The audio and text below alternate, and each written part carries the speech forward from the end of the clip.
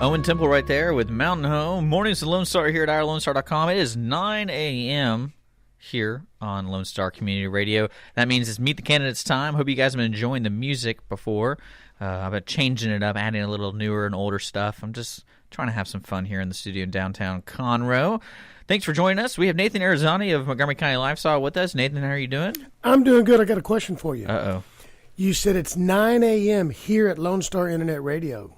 Is it a different time somewhere? Well, we say that because we were on the internet, so we have international listeners. You got people in like Turkey or Afghanistan. The weirdest one is the UK.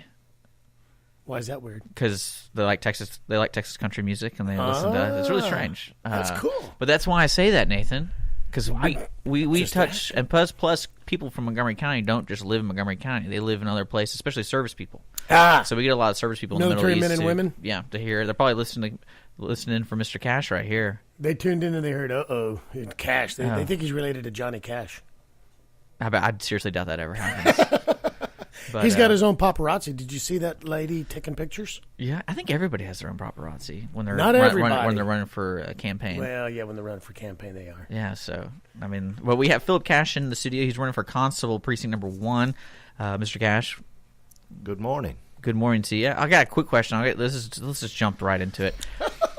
And I don't know how this is going to land because it's a kind of an odd question. Why do some candidates, for example, who are in different precincts or different courts, they just say running for constable and not what constable they're running for? Is there a strategy behind that? Because I noticed on a lot of your publications this is for constable, and I know when people vote, they'll know who to vote for when they see you. But why is that? Is there? Well, if you see our signs in our literature, it's mailed to people in precinct 1, and also our signs are in precinct 1. There's a few outside of the precinct that go into precinct 1 on roads that travel into our precinct, but it's name recognition for that precinct.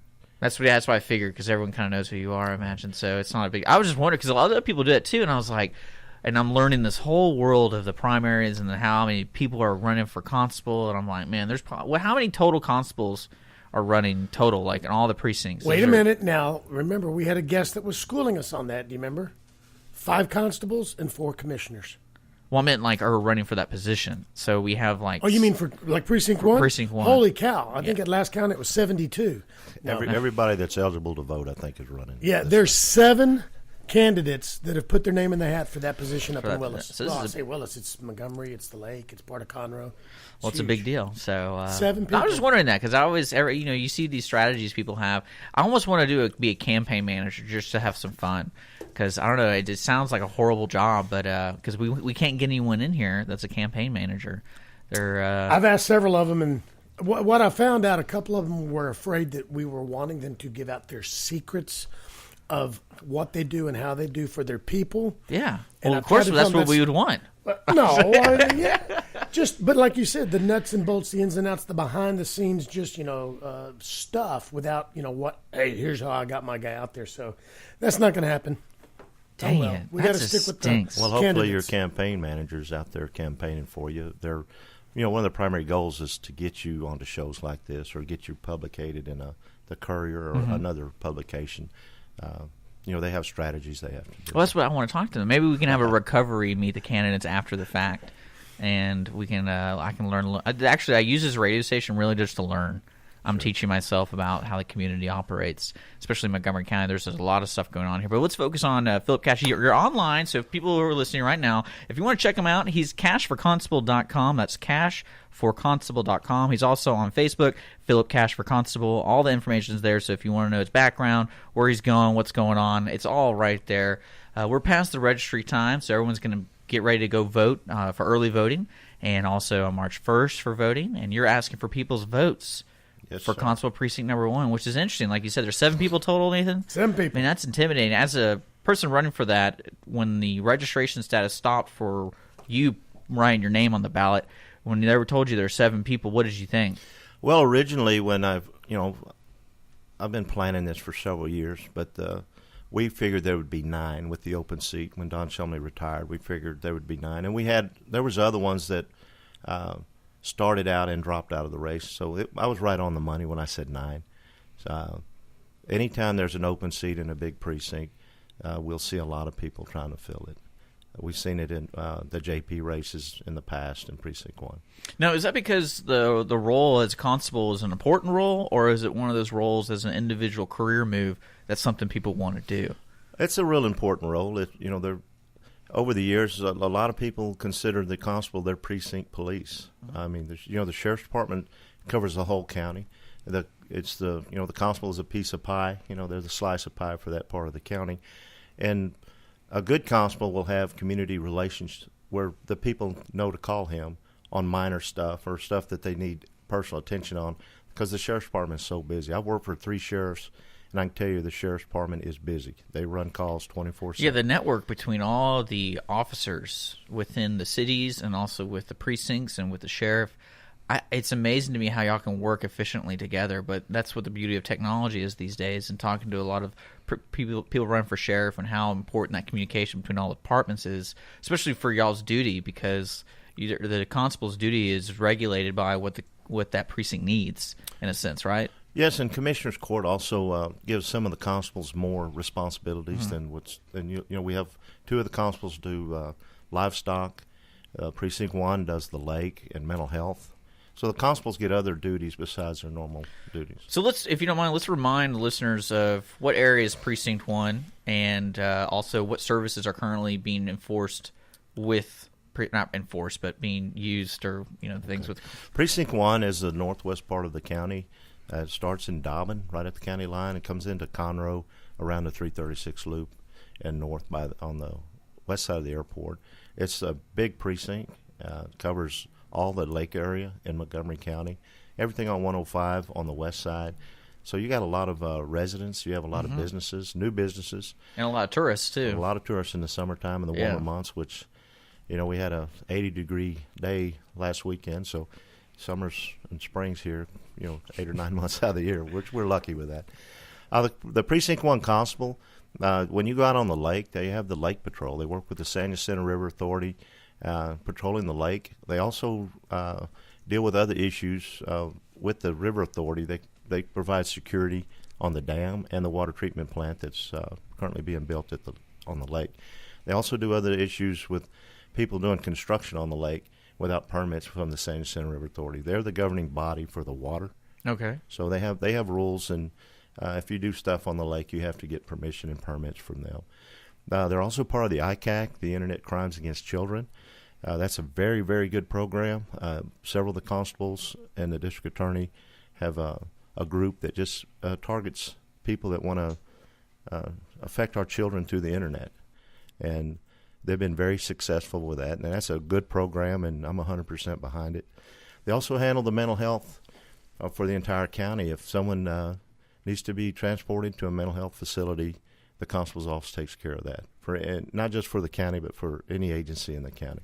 So there's a lot going on over there. That's impressive. Yeah, it's a busy constable's office. So we just learned about Constable Precinct number 1. We have Philip Cash in the studio. He's running for Constable Precinct number 1, so make sure you remember that name. We're going to take a quick music break here on Mornings of Lone Star Community Radio, hanging out with Nathan Arizati, Montgomery County Lifestyle. If you got a question for our special guest, Philip Cash, just ask Nathan on Facebook over there at Montgomery County Lifestyle. Don't have a question yet, but I have a comment that has come through. Well, people always have comments. Should I say it?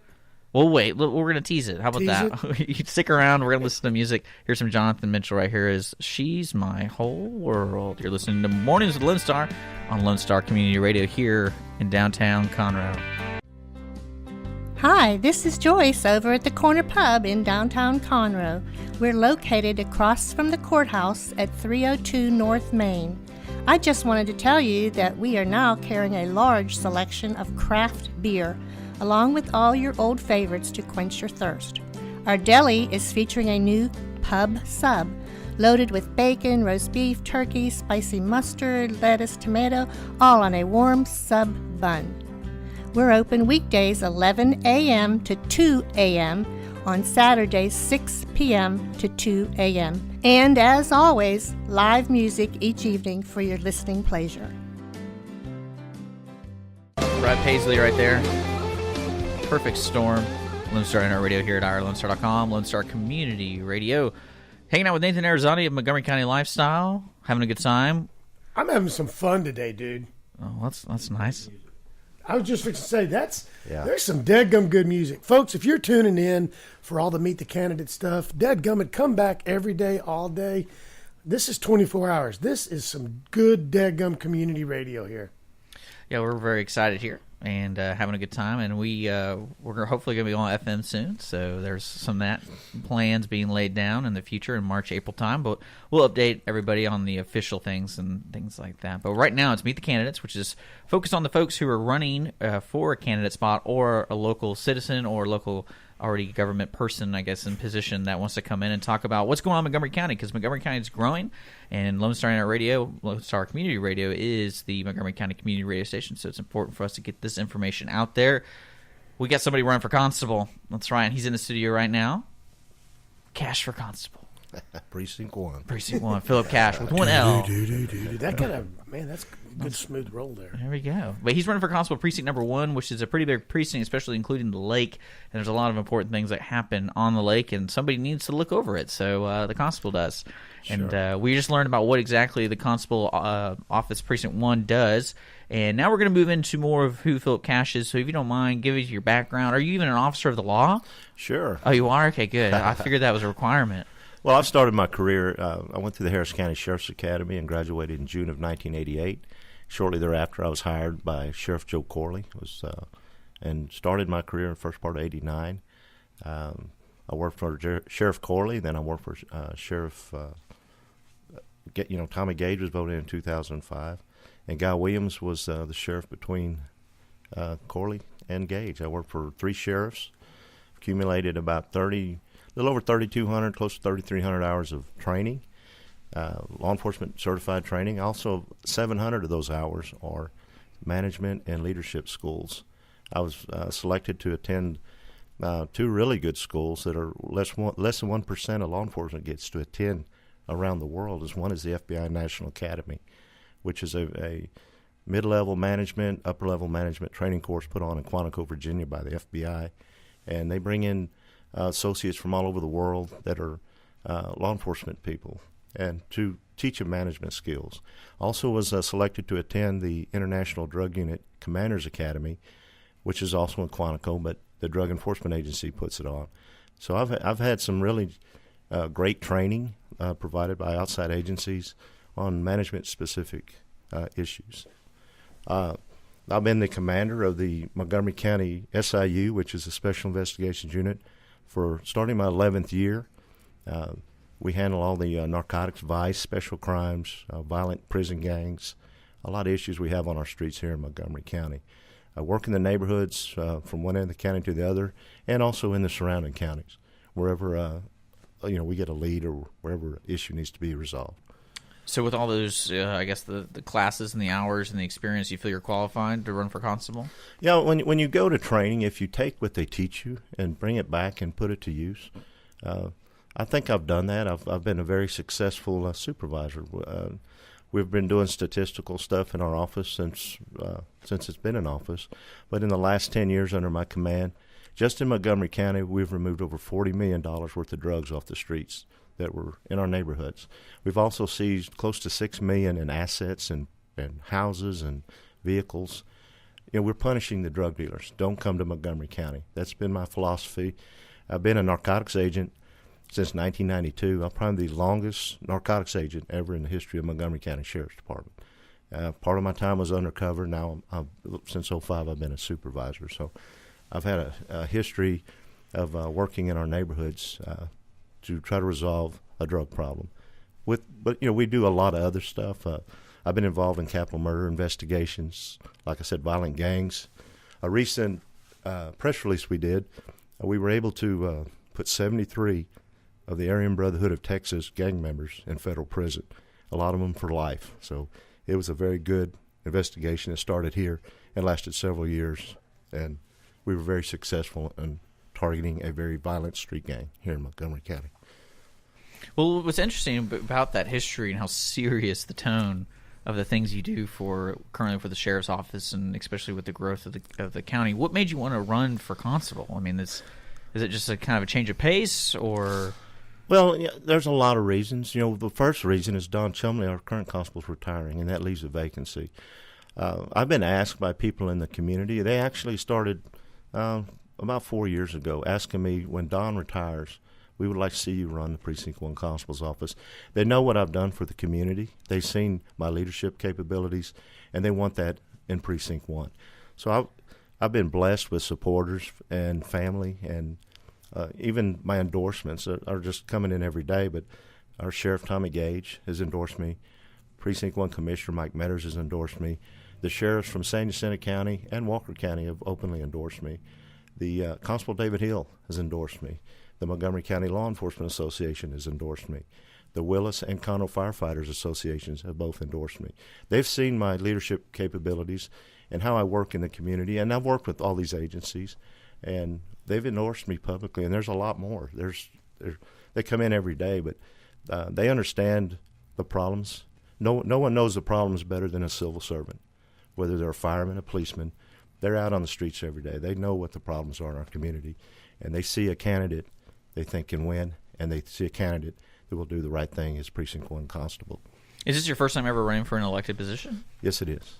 Because what's interesting to me is your history and being on the other side of working inside of civil servants, but seeing people as your boss kind of be elected. What is it like? I always wondered this as a person who's in that position. What was it like having a new boss, or that transition, and how can you apply that experience with if you become constable, how you can implement yourself as their boss now? Well, the first thing, and I've been lucky, I worked for 3 sheriffs that set examples for their employees. They were the first ones at work, the last ones to leave.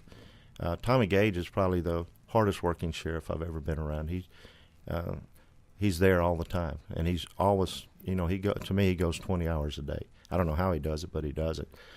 He sets good examples for their employees. I've worked in sheriff's departments. I understand how to deal with people, and management schools teach you that, how to deal with troubled employees, or how to reward employees that are doing a good job.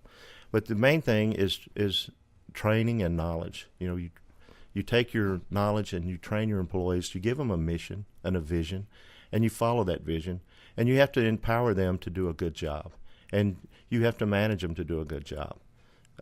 Right now, I don't want to go into that, but the constable's office needs a full-time constable, needs full-time administration, and you set an example for your employees. You get out and work with them. I have no problem. I'm on the streets every day. I mean, I hear other candidates talk about sitting behind a desk or whatever. I don't do that. I come in, I do what I need to do administratively, and then I'm on the streets working with my guys. And that's what it takes. A leader will not ask anybody to do anything that he hasn't done or will do to help them get the job done.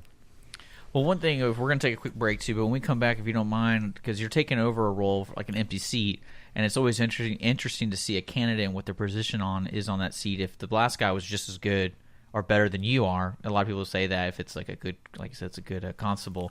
What do you do to improve it? Because you're just kind of maintaining his legacy in a sense. But we'll learn more if you don't mind. Sure. We're with Philip Cash. He's running for Constable Precinct number 1. And we're going to get his ideas if he was Constable, what's going to happen in that area. Stick around. I'm with Nathan Arizona. He's taking questions on Montgomery County Lifestyles Facebook. So make sure to like it and let him know what you want to ask. You're listening to Lone Star in the Mornings with Lone Star Community Radio, Montgomery County. Stick around here in a bit. Hi, this is Catering Cody with All-Star Catering Company. We've been catering for Montgomery County since 2005. We are now offering take-home casseroles available for you to pick up Monday through Friday. To learn more, give us a call at 936-228-0440. Send an email to info@cateringbyallstar.com or check us out on Facebook at Catering by All-Star. So come on in and get your dinner tonight and feed your family the simple way with All-Star Catering.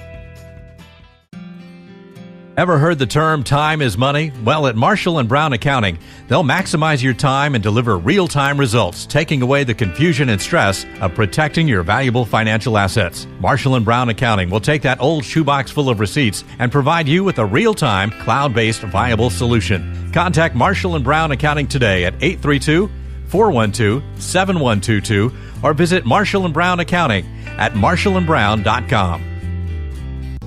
Good old Owen Temple right there with Highway Patrol. Mornings of Lone Star here on Lone Star Community Radio. Hanging out with Nathan Arizona. This is our Mate the candidates segment. And we're having a good time. We have Philip Cash in the studio. He's running for Constable Precinct number 1. And when we teased it off, someone had a comment. Is that what you wanted to do? Are we done with that? Are you? Well, no, we just had a comment. Somebody keeps saying, Philip sounds awesome. Philip sounds great. And we've posted Thank pictures you. of I us. work really hard on making everyone sound good on I the know. radio. So, And you I get appreciate kudos, that comment. Thank you, whoever that was. But there were pictures of us. Why didn't they say we look good? Well, it's just, some people don't like to let you know because your ego's that big. No, Nathan. it's because there's supporters of Philip Cash, and I'm sure when we get the other candidates, they're going to forget us too and just back their candidates. So moving on from how big his ego is, and I'm just kidding. You look good, Nathan. How about that? Whatever. Just talk to your Meet the Candidate guy over here. You're a handsome man. Yeah, you're a handsome Hey, man. live at Lone Star Internet we got it Community Radio. recorded. Philip Cash said it. Thank I you, do want to sir. remind people, if you're just now tuning in, we're about halfway through the Meet the Candidate segment, and we are recording everything for podcasts. So keep an eye on Facebook, Lone Star Community Radio, or ourlonestar.com. Mornings with Lone Star also has its own Facebook, but we post everything on podcasts. So if you want to know more about Philip Cash and you missed it, just tune in later. Let's move on to the subject of the lake. That's pretty much of a big portion of precinct number 1. And I know it's kind of interesting to see the development of the lake and then how that pertains to precinct number 1, especially when you take office. What things are currently going on, and what would you like to see happen once you're constable? Sure. Our lake is, it's a big visit. The visitors from Houston and surrounding counties come here. It's a nice lake. I've been on this lake since the late 70s, fishing and enjoying the lake, and I've seen the growth. I've seen it, go from a 2-lane 105 to the major highway it is now. And we have a lot of traffic that comes up from Houston for weekends, or especially on the holiday weekends. We see a lot of people on the lake. The Lake Patrol and the game wardens are doing an excellent job on our lake enforcing safety laws. What I believe we should do, and it's been my stance since my first forum and prior to announcing my candidacy, is to educate the boaters the best we can before they get on the water. And I want to do safety checks using reserves and using our regular deputies and keeping the guys on the water doing their patrol, but especially on these busy weekends where we know we're going to have a lot of people up here from Houston, doing courtesy safety checks before they put their boat in the water. Check them to see if they have their life jackets. Check to see if they have all the requirements that the lake, that you have to be on the lake to operate a boat or pull a skier. A lot of them don't know about the red flag. And that's a simple thing. If you have someone in the water, you hold up a red flag. A lot of them don't know that, and they're cited for it if they're caught on the lake doing that.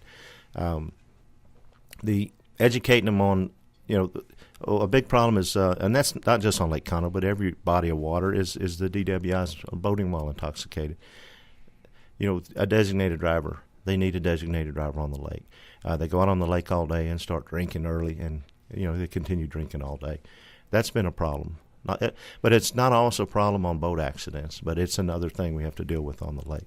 But I believe public service announcements, meeting these people before they get on the water, handing them rules of the lake, a little placard. This is the rules. Keep it on your boat. You'll never, because you're going to get inspected on the water, and you're going to get a citation, either the game warden or the constable or another government entity that's on the lake enforcing the laws. I've also taken the time to meet with the River Authority. They're the governing body on the lake, and talked about the issues. It's been a couple months, but we discussed a lot of the issues, and they're happy with the enforcement that Precinct 1 does on the lake. Those guys really work hard. They're out in the heat. It's not an air-conditioned boat, but they're doing a really good job. So is our Texas State game wardens, trying to keep our lake safe. But that is probably a really hot topic, I guess, in the Precinct 1 race. But the enforcement is there. We just need to educate our boaters. Well, with that in mind, too, you try to prevent accidents on the lake, but really, when it comes down to it, it's kind of hard to stop every single person and preventing people from being stupid. Sure. And it's kind of one of those situations that there's not really a quick solution or an easy solution. It's just something that you have to do your best every day as an officer, I imagine. If you can save one life, and you never know if you did or not by doing a safety check. But if you're going to load a bunch of people in a boat, at least have a life jacket for every person in that boat. I've been operating boats almost my entire life since I've been old enough to drive a boat, all the way up to 70-foot boats. there's a lot of rules you have to know about the waterways and navigation, and knowing the lake. I've been on the lake. I can go all over the lake. I know where the stumps are. I know where everything is on the lake. I've done it for years. I've fished in tournaments on the lake. It's the people that don't know, and they're driving into areas, that could be 2 foot of water. They don't know because the water in the lake is a brown color. It's not clear. So they don't know what they're driving into. And until they get to know the lake, we got to educate them. There's some shallow spots if you go on different parts of the lake. The north end of the lake past 1097, it used to be notorious. And they've started cutting a lot of the trees. But I live on the north end of the lake, and I see people coming through shallow water at high speeds. And I know there's a sandbar there because I fish that area. So there's a lot of, I think education would be key. Public service announcements, especially on our holiday weekends, July 4th, Labor Day, the big weekends, Memorial Day on the lake. Well, I mean, I'm not trying to give ideas or anything, but what about those who, because there's 2 different people I imagine who are visiting, people who don't have a boat and they rent a boat or some type of craft, and then another group already has the boat. And it's kind of hard to touch both of them at the same time because I imagine the folks who are renting something already kind of go through a check, I hope, with the business, with a local business who's renting the boat to them, saying, hey, here you go, here's some information. Right.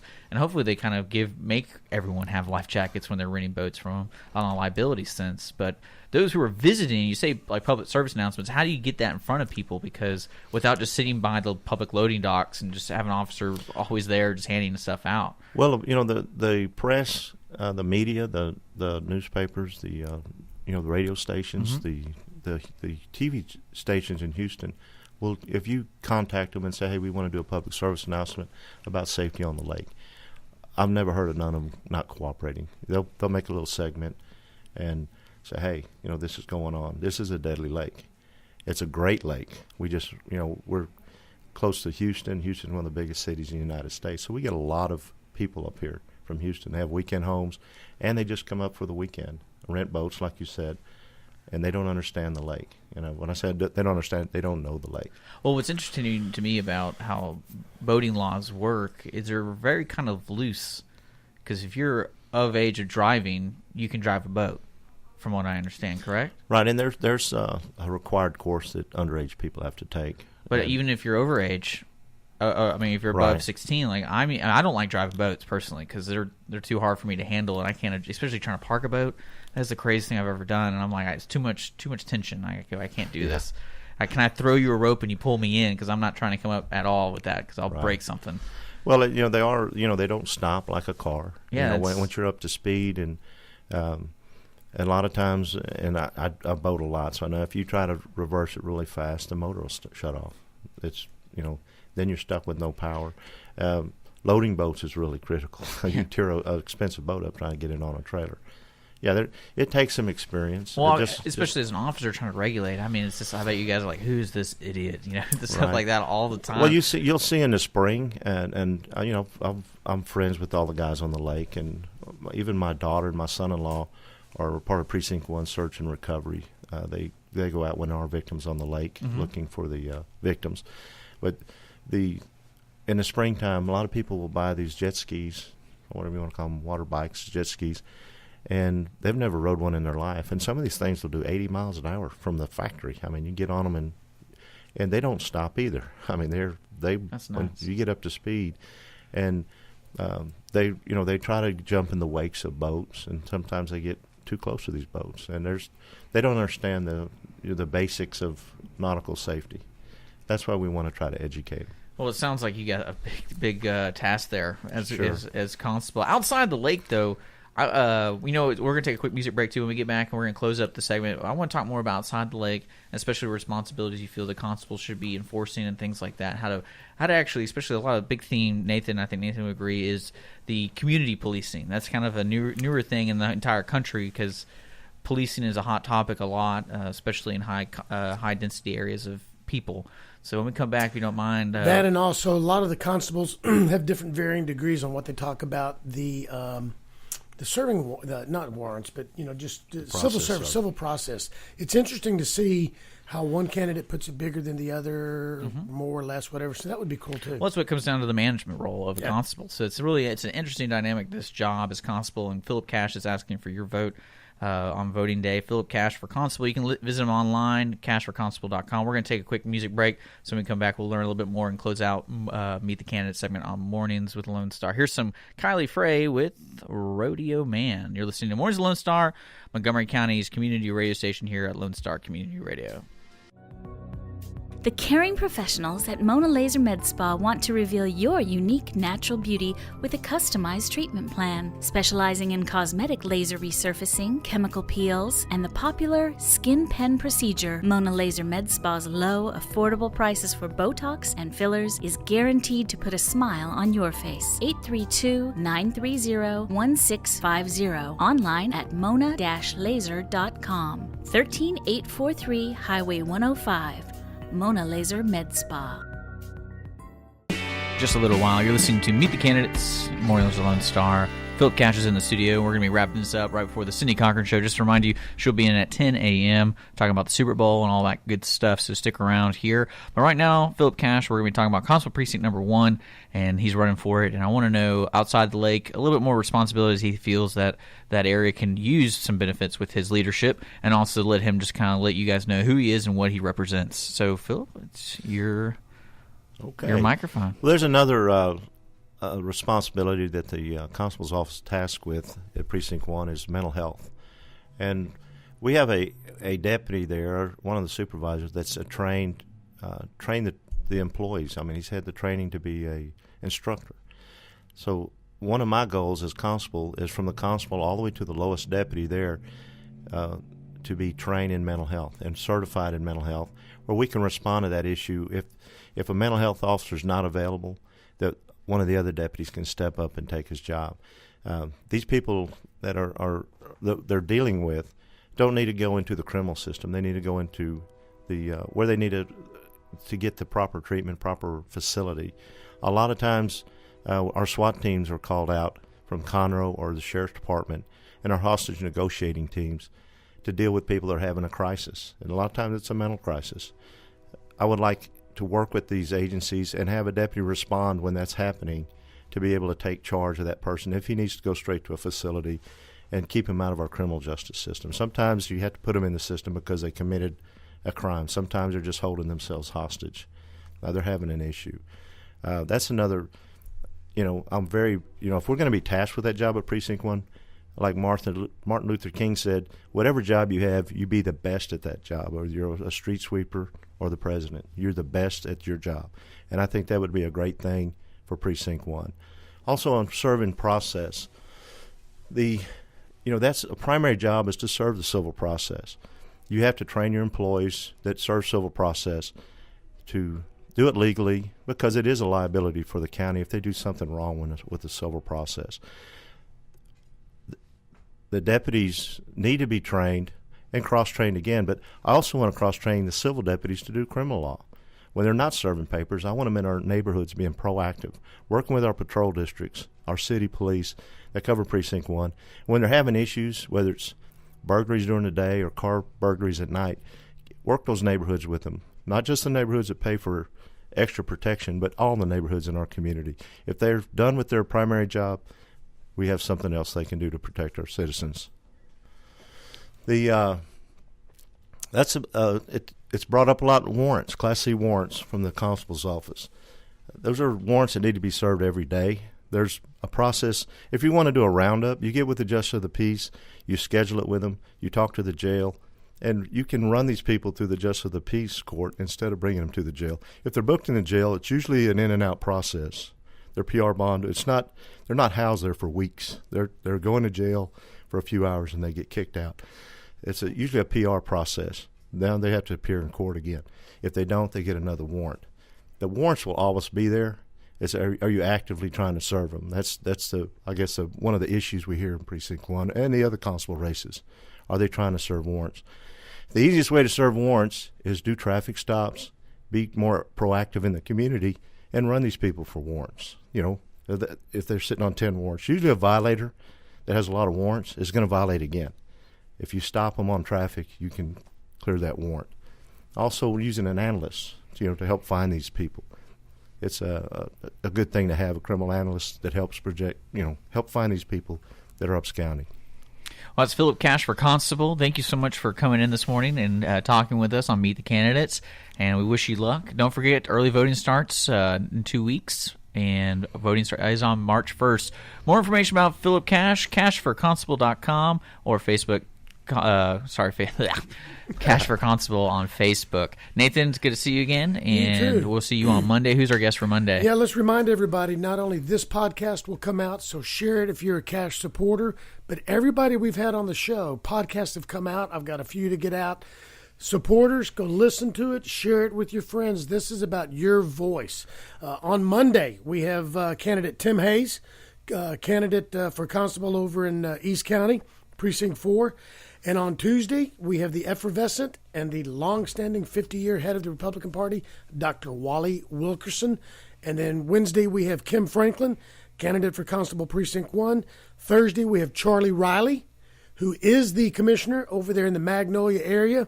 And then Friday, we have Phil Grant, candidate for Judge of the Ninth. All right, we got a huge lineup next week, so stick around. Coming up next is the Cindy Cochran Show, so stick around here on Lone Star Community Radio. Thank you for checking out a podcast on Lone Star Internet Radio. Lone Star Internet Radio is Montgomery County's community radio station, broadcasting from the heart of Conroe, Texas. If you are interested in sponsoring a program for Lone Star Internet Radio, just visit us online at irlonestar.com or message us on Facebook. We are always taking song requests on Twitter, and if you are interested in getting involved with the station, by either hosting your own show or if you want to be a DJ, just contact Dick at irlonestar.com. Lone Star Internet Radio, Montgomery County's community radio station.